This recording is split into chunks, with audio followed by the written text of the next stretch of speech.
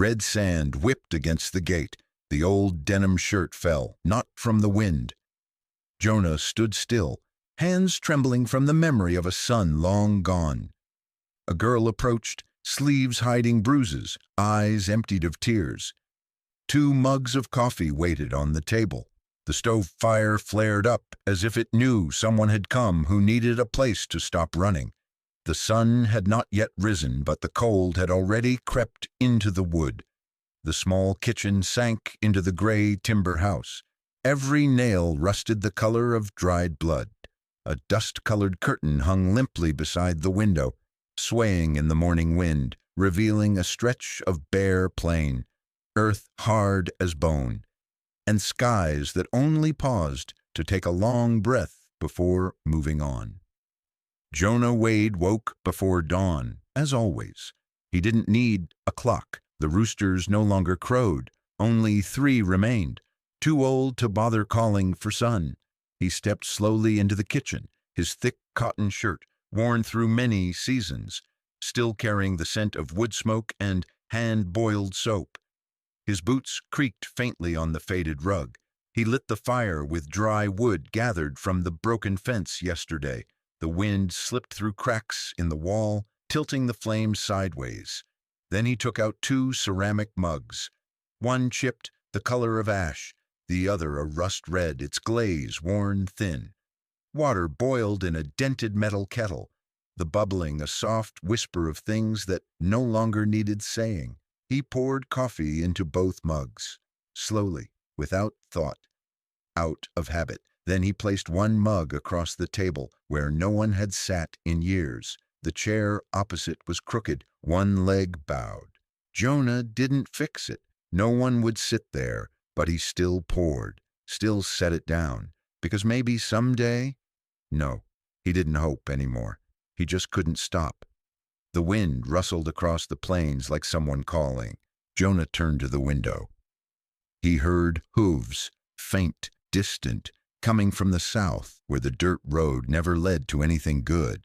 He stood, mug in hand, stepped onto the porch. A lone brown horse moved slowly through the cactus brush.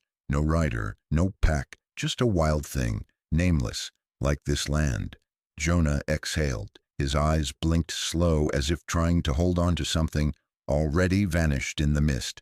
Then he turned back inside and closed the door. Wind still leaked through the boards. In the kitchen, the coffee cooled. He didn't touch the other mug. His hands bore thin, dark cracks, like dry earth waiting too long for rain. He sat, one hand on the table, thumb tapping a broken rhythm, a habit from when someone once sat across and joked at breakfast. Now only silence, not the frightening kind, the kind that stays, the kind that becomes a companion. Outside, light began to rise, not gold, but a faint silver fog brushing over the low hills. Jonah stood, carried the half-full mug. Out back, he checked the stables. Nothing new, broken, nothing fixed either. Everything remained. Passable, like him, passable. The cold stayed, though the sun had risen. He stood, gazing out at the land, as if waiting for something, or someone whose name he no longer knew. A gust swept through, lifting the edge of his coat, and for a moment something quivered at the shoulder, not from cold, but from a heart left empty too long. Wind curled through misaligned boards, whistling like a child too afraid to cry. Jonah Wade's ranch lay tucked behind a crumbling hill, surrounded by dry grass and half-dead cactus. Each summer arrived sooner, each winter lingered longer, leaving only a sun that cut like blades and nights that chilled the marrow. Jonah lived among old sounds, the moan of wind through the roof, the soft thud of a door left ajar, the lazy scrape of a horse dragging hooves over gravel. No voices, no radio, no one called his name. He called no one. That afternoon he patched the stable gate, a pine plank split last winter, now rotted like a lung diseased. His hammer struck slow, not with haste nor certainty, as if each nail wasn't driven into wood, but into some jagged thought that no longer believed in kind endings. He lunched on week-old cornbread dipped in cold well water. His mouth was dry, but he wasn't hungry, nor full, just eating, because living required it. Later he lit the fire again. Each time he bent to blow on the kindling, his breath rose with the smoke, indistinguishable. The flame caught, crackled. He stood, brushed dust from his shirt, and then, without any reason, he looked toward the wooden wall near the hearth. A denim shirt hung there, its blue faded like overcast skies, the sleeve torn at the elbow, collar worn white. It had hung there 6 years, never worn, never tossed, just waiting, as if someone might return, reach out and ask, "You kept my shirt, Pa?" Jonah reached up and took it down. It felt too light, as if no memory clung to its fibers. But as he folded it, a paper fell from the breast pocket. Small, quartered, wrinkled. Only 2 letters in pencil. Delhi stood still. Wind passed over the roof again, stirring the ashes of meals once shared, of laughter between 2 men who never learned to hug but loved in the way the West taught. Quiet, rough, unmoving. He didn't read the paper again, just tucked it into his coat and rehung the shirt exactly where it had been. Outside, the wind had calmed. Maybe a storm was gathering behind the far ridge. Or maybe, for the first time in years, Jonah felt something stir that wasn't memory, but regret.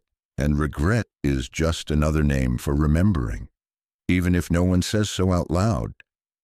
Evening came quicker than he expected. He cleaned up the leftover nails, leaned the hammer against old wood. He didn't glance at the shirt again.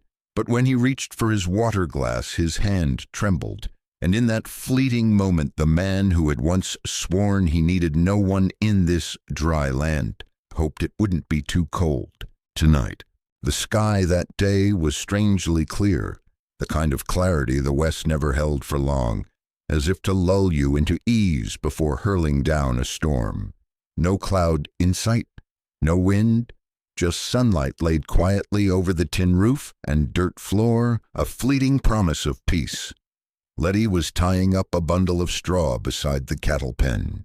Her eyes squinted in the sun. The collar of her shirt opened looser than usual. Her cheeks, sun-darkened, no longer held the sickly pallor of her first day. Her hands, still thin, no longer trembled when lifting the water bucket. Jonah was reinforcing the north gate of the barn, the one that always flung open when storms came. All morning they spoke no words, but they moved in the same rhythm, one stepping back as the other stepped forward, one bending to tie a rope, the other reaching to steady the load. Near midday, the light changed. A dark cloud slid in from nowhere, thick and sudden as grief that never warns. The air shifted, smelling of crackling dry grass and the sharp sting of electricity waiting to break. Then lightning struck. A violent crack atop the ridge sent the herd scattering in a frenzy. They tore through the eastern fence, the one whose wire Jonah hadn't reinforced yet.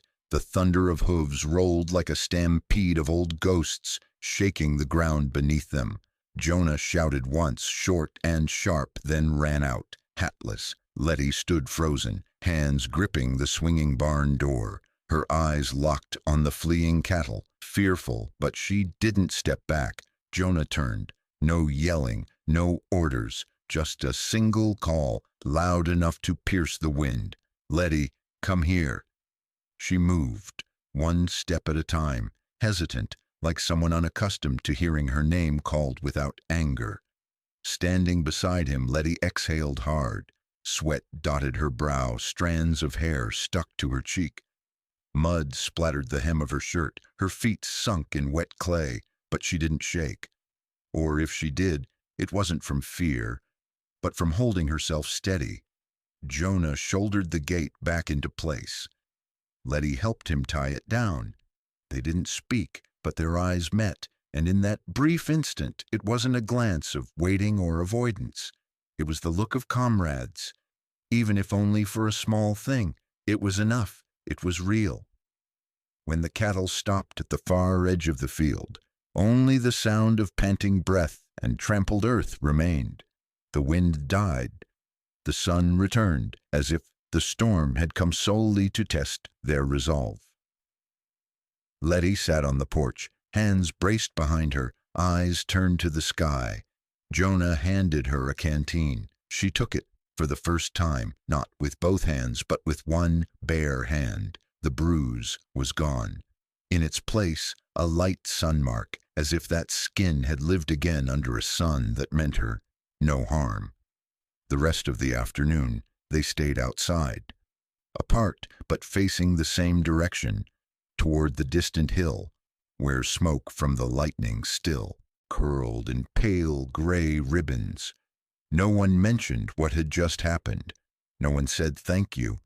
But beneath the clink of the wind chain, beneath the brittle snap of dry leaves, something had softened, had grown a little more certain, had started to mend.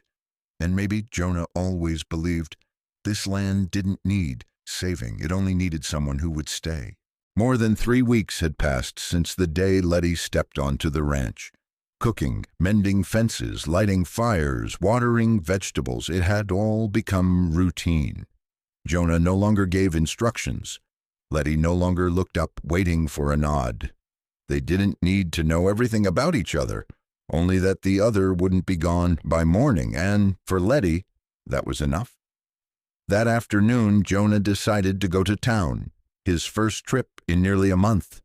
All he meant to pick up was some seed, a few rolls of wire, and coffee. He asked, soft as an invitation, "You coming? Get what you need." Letty nodded, didn't smile, but her eyes brightened just a little. The horse-drawn wagon clattered over the red dirt road into the small town. The sun leaned westward, throwing their shadows long across the stone walls, thin threads unraveling across the desert. They didn't speak the whole way, but the silence no longer pressed. It was the kind between people who didn't need to fill space, because they were both present. Dust Creek was small enough that strangers were noticed. The general store sat at the corner of the main road, dust curling at the base of wooden shelves. Jonah pushed the door open, bell jingling. Letty followed, instinctively adjusting her long sleeves with a familiar gesture. They split up. Jonah went to look at wire. Letty wandered toward the spice corner, picking through the small packets with care, as if every penny spent needed to be cooked into something warm enough to matter. And then, footsteps from the back. A man, tall, bearded, shirt half-buttoned, moving with the air of someone who'd never learned to step back. He stopped cold, then walked toward Letty, not fast, not slow, just as if he'd always known he had the right to approach her without asking. She turned, and in that moment, from across the store, Jonah saw her face change. Whatever peace had been there was gone. Only fear remained, silent, unspeakable. The man took her wrist, not rough, not violent, but with the kind of grip that said, "I remember." Letty didn't cry out. She stepped back, gently pulling her arm free. He smiled, just barely, then said something, too low for Jonah to hear, but enough to drain the color from Letty's face. Jonah's hand clenched around the coil of wire, his thumb pressing into the sharp metal until pain cut through skin. He didn't rush in, but each step forward was measured, his eyes locked on the man. Light from the storefront cast across the stranger's shoulder, highlighting a scar across his neck, a mark no razor had made. Letty stood still, her hand behind her back, fingers gripping the shelf behind her as if holding herself upright. No one in the store dared breathe. Jonah stopped a few paces away. His voice didn't rise, but it landed like a knife buried in dry earth. "She's with me." The man turned. His gaze swept over Jonah, as if weighing something. Then, in a single quiet motion, Letty stepped closer, her shoulder brushing Jonah's arm. No tremble, just a small movement, but enough to say, "I'm here." The man sneered slightly but said nothing more. He turned and walked out the back door, leaving behind a trace of cheap tobacco and something unnameable in the air. Jonah didn't look after him. He just placed the wire on the counter and nodded at Letty. "You done?" She nodded back, still clutching the packet of spices. But her eyes no longer wandered. On the ride home, Jonah didn't ask, and Letty didn't explain. The wind brushed past their ears, as if trying to say something, but neither of them listened. The road stretched longer than usual, because both were wrapped in thoughts they hadn't invited. That night, Jonah took the oil lamp and walked to the gate. He filled it, wiped the latch, and closed the gate. For the first time in years, since the day his son left, since the last time his wife walked off that porch. That gate was locked, not because he feared who might come in, but because someone inside needed a reason to stay. Evening fell quicker after that trip to town. The wind shifted, bringing the heat of sand with it, circling the porch like some animal sniffing at the footprints of people who'd never returned. Jonah didn't mention the locked gate. He lit the fire, his hands moving with slow steadiness, as if tonight were like any other. But the fire burned higher than usual, steadier, warmer, just like the way he folded his coat neatly by the hearth, so that if Letty saw it, she'd know. "No one's leaving tonight?" In the kitchen, Letty washed vegetables, peeled onions. She didn't turn on the lamp. The stove's golden flame lit her face well enough. Her face was tired, her eyes deep like the bottom of a dry season well. She never mentioned the man at the store, and Jonah, as always, didn't ask, but the air between them no longer hung like an untied rope. It had a knot now, small but sure, a trust, shaped only by presence. When supper was laid out, Letty hesitated. Her hand paused, seeing just one table. No tray, no distant seat. Jonah pulled out a chair, said nothing, just a simple gesture, direct, as if to say, "Sit, you're not help, not a guest, just someone to share supper with." Letty sat. Slowly, the old wooden table creaked as her hand touched it. The beans steamed. There was cornbread, stewed carrots, and a small dish of honey. The oil lamp rested between them, its golden light flickering like warmth in houses where someone still waits for you to come home. No one smiled, but their eyes no longer dodged. No shadow stood between them now. Only steam rising from the food and the scent of dried mint from the windowsill. Letty bowed her head and took the first spoonful. Jonah poured water. His hand trembled slightly, not from fear, but from warmth. The meal passed like any other. No talk, no stories from before. Just the clink of spoon to bowl, the wind curling beneath the porch, and a heart beating just a bit easier. Knowing it wasn't entirely alone anymore, Letty smiled. Faintly, but real, like someone finally allowing themselves to believe that maybe, just maybe, you could sit at a table without being asked about things you never wanted to remember. After the meal, she rose to clear the dishes, but Jonah raised a hand, soft, not to stop her, just to say, "Leave it. Tonight, sharing the meal is enough."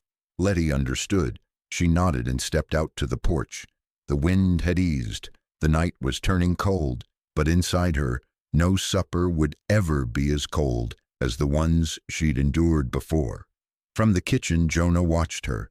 He didn't smile, but there was something in his eyes, like a man who had just mended the roof before the season's first storm. He said nothing, just laid another cloth on the table. A habit from long ago. This time, not for a guest, not for manners, but so someone would know. This place always had a seat for her.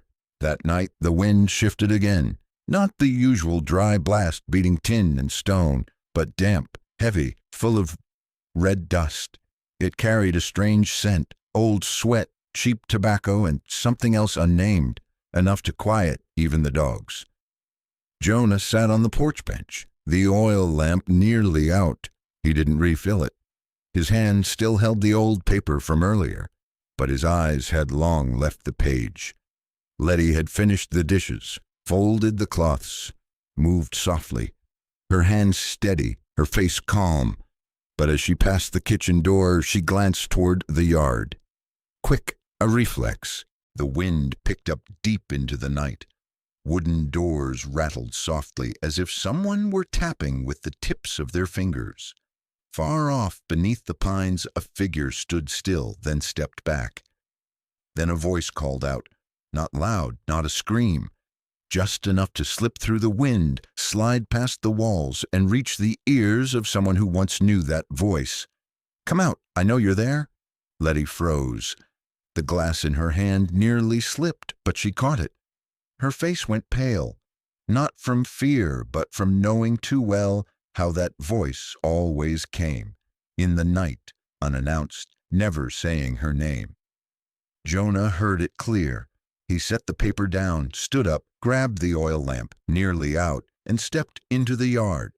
No rush, no gun, just the fading yellow glow swinging with each step.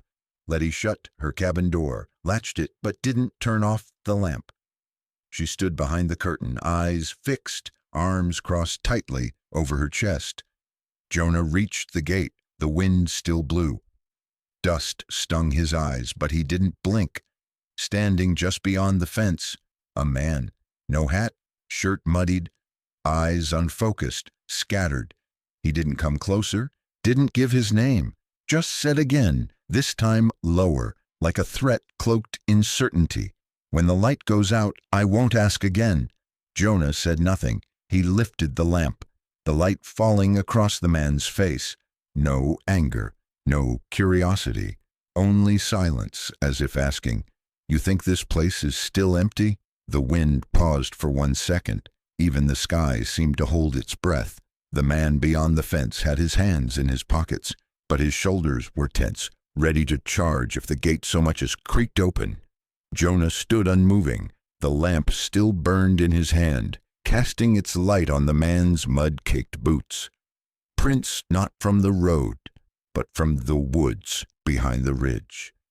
Inside the cabin, Letty pressed close to the wall, gripping the door latch, breath shallow, but silent. Then she did something unexpected. She pulled back the curtain just enough for her eyes to meet Jonah's across the yard. No plea, no panic, just a look, one that said, "Don't let him in." Jonah understood. He stepped forward, not fast, but with weight, each crunch of gravel a warning. He stopped at the fence, set the lamp down, its light flaring up just enough to make the man blink. "Leave," Jonah said, voice deep as stone, not a threat, just the kind of command only a man who's lost enough no longer fears giving. The stranger stepped back, hands out of his pockets, but his eyes still clung to the cabin. Then he turned, slipping back into the trees, leaving behind a crooked whistle that faded into the wind. Jonah picked up the lamp, hooked it onto the gatepost.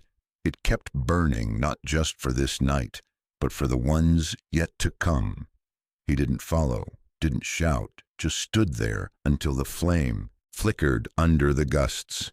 Before heading back in, he raised the lamp again, hung it on the post, a sign, not for outsiders, but so the one inside would know, you are not alone. Inside the cabin, Letty sat straight. She hadn't cried, but her hands were clenched tight, knuckles white. Outside, the lamp cast its dim yellow across the door. Still glowing, still burning. She stared at that light a long while. Then, for the first time since she'd arrived, she lay down without clutching her bag. The next morning, the cold felt different, not from wind, not from dew, but from the kind of night only those who've been threatened understand, the kind of cold that cuts skin without ever touching it. Letty rose early.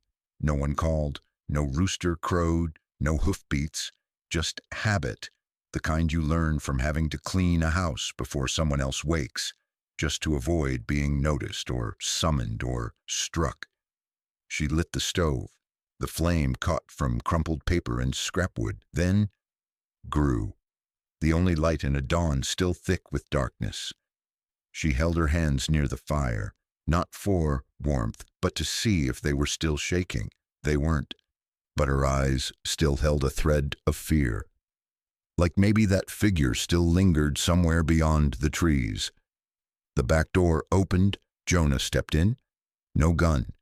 Just an armful of dry firewood split before the sun came up. He set it down. Didn't look at her.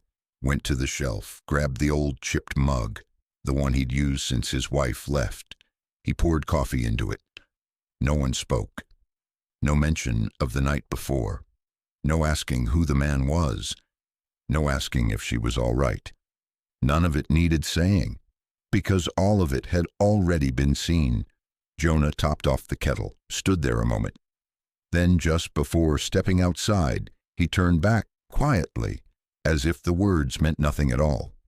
Thanks for the coffee, just 4 words. But to Letty, it wasn't about the drink.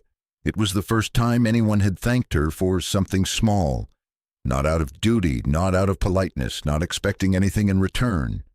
Just recognition. She looked up, didn't smile, but nodded gently. Morning light filtered through the small window, casting a soft glow on her cheek. The dark circles had faded some. Her lashes no longer hung so heavy. Jonah didn't linger. He stepped out into the yard and started the day like always, watering the vegetables, cleaning out the stalls, checking the southern gate. All the things a man still does, even when the world's let him go. But today was different. There was another mug, washed and set beside his, another hand that had wiped down the bench where he usually sat, and a silence in the house that didn't feel quite so empty anymore. Letty sat by the fire, finishing the rest of her coffee, not in a rush, not expecting anything, but inside, something had softened. Because in a quiet house, a man had said thank you, and the woman didn't have to ask why. That morning, Letty cleaned out the old shed, a small room behind the stables. Once a wood shop, now only scattered with rusted tools and dust, thick as forgotten time. No one had asked her to. She just wanted to. After the morning Jonah had said thank you, a small desire had stirred inside her, to keep this place in order, a quiet way to honor the silence Jonah had kept for her. While wiping down an old table against the wall, her hand brushed a drawer with a loosened hinge. It slipped open easily, almost without being pulled. Inside, just a faded handkerchief. And a letter. Letty hesitated. She wasn't curious, but her hand didn't withdraw. An old envelope. Edges yellowed, corners worn thin. On the front, written in a bold but slightly trembling hand, to Luke Wade, Dustin City Post, no postmark, no stamp, never sent. She opened it slowly, as if afraid the paper might tear, as if it had always been fragile. Inside, only a few lines. You left. I won't stop you, but I'll still be here. If one day you're tired, come home. Your chair's still on the porch. Jonah. That was it. No blame, no questions, no explanations, just paper and a chair that had never been moved. Letty read it, then folded it back. No tears, no guessing. Just another kind of silence, the kind belonging to someone who had once wished to be waited for like that. She didn't tell Jonah, just cleaned the letter carefully, and the next morning placed it beside the mug he always used. Jonah walked into the kitchen as he always did, but that morning his eyes didn't go straight to the kettle. They stopped at the letter.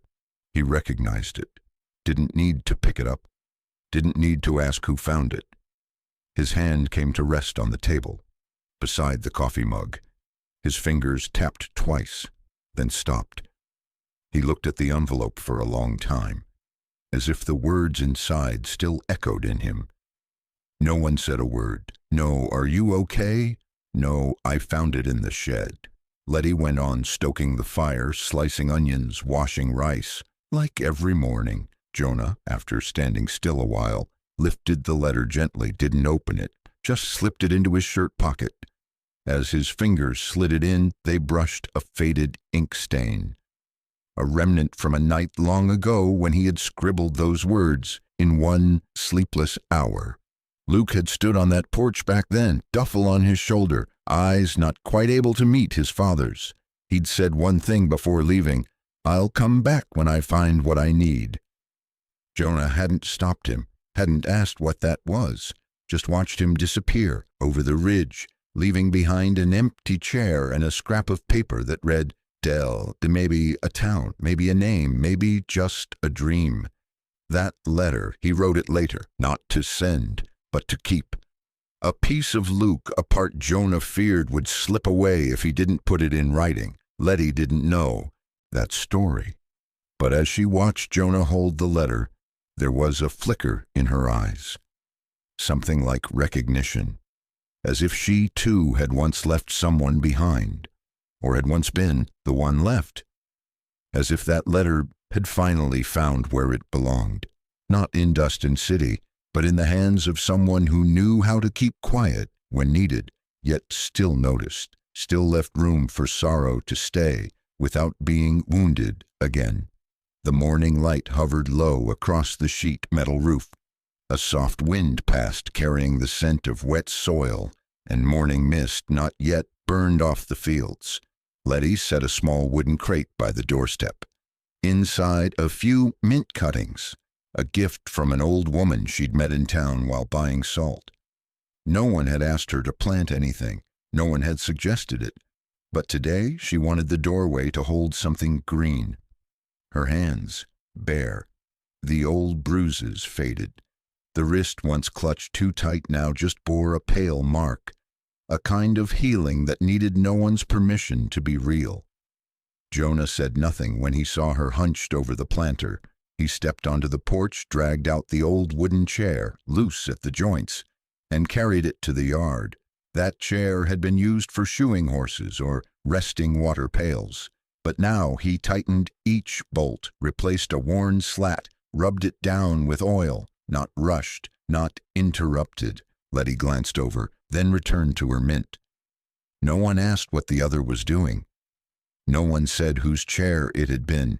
Just two people, each working on a small, quiet thing, but no longer strangers on diverging trails. That morning's meal was cornbread, salted fish, and a warm jug of fruit water. Nothing special, but they sat together at the same table. No misaligned chairs, no dodged gazes. Jonah read the paper. Letty braided her hair back, a few silver strands slipping loose. And for the first time she didn't tuck them away. By the door, sunlight spilled through a white curtain and stretched across the floor. A bright stripe wide enough for someone to finally believe they no longer lived in shadow. The mint was watered. The chair was placed neatly on the porch, beside Jonah's old seat. No one said, "It's for someone." No one offered just in case a guest comes by. But both of them knew. It wasn't an extra chair. Letty stepped into the kitchen, wiped the counter, organized the rice jars, lit a small candle.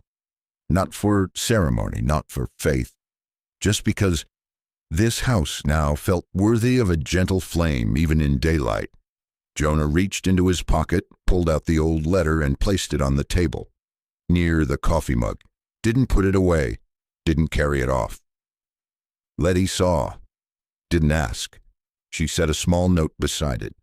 "If one day you want to send it, I can come with you."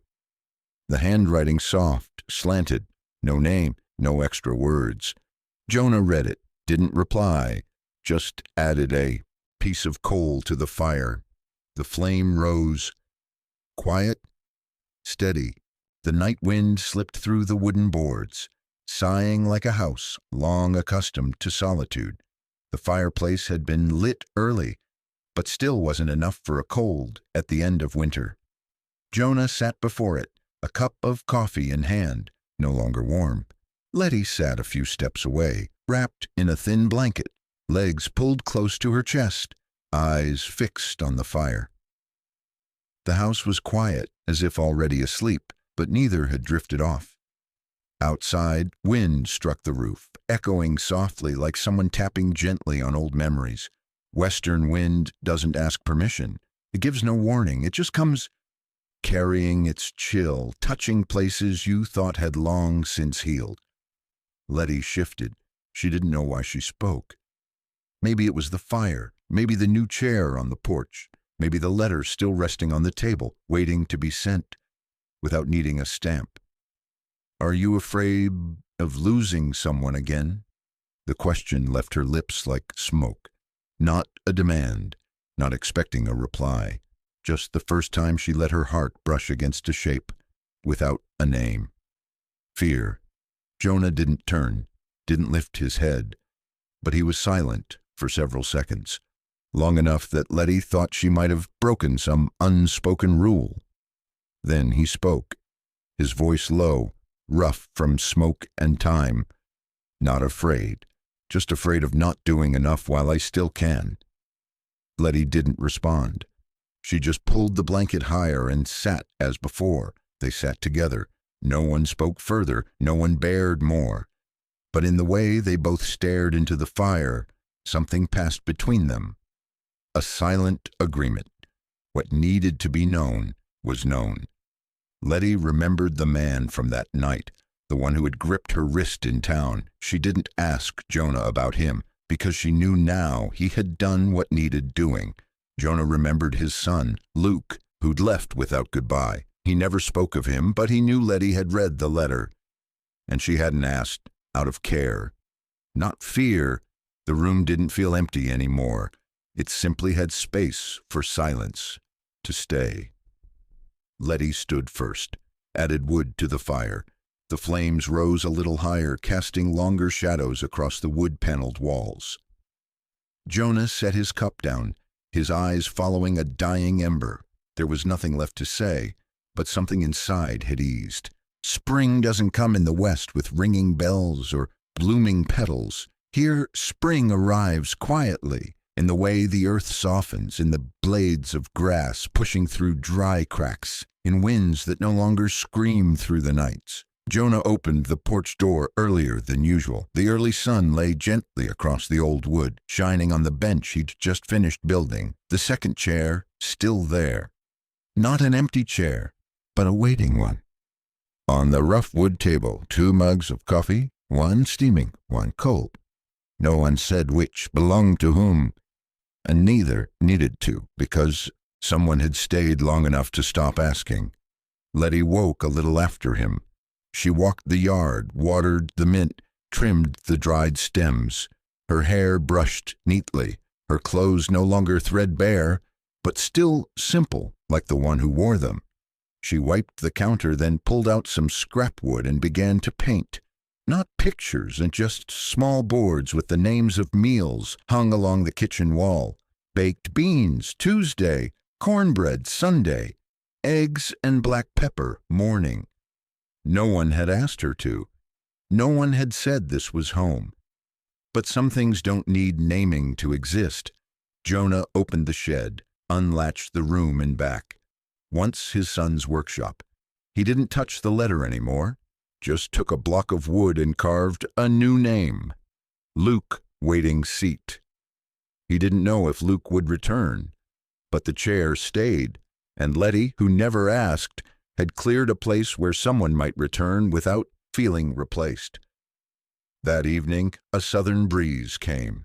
Gentle, no dust, no slammed doors, just the soft clang of the cattle bell, ringing like a signal. Even dry earth can crack wide enough for something living to take root. On the porch, 2 people sat. No words, no need.